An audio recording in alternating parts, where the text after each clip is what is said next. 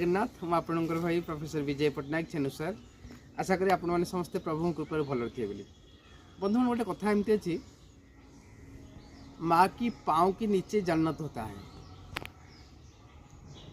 ICC champions trophy final match रे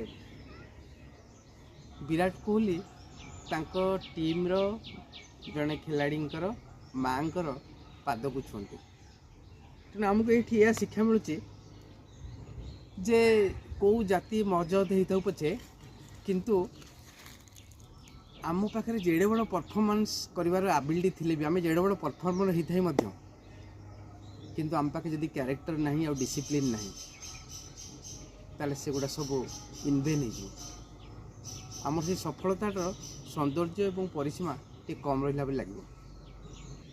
तेणु आसतु आम समस्ते आम गुरुजन को सम्मान करवा एवं विराट कोहली ठारू आउरी बड़ बड़ परफॉर्मर हुआ। जय जगन्नाथ।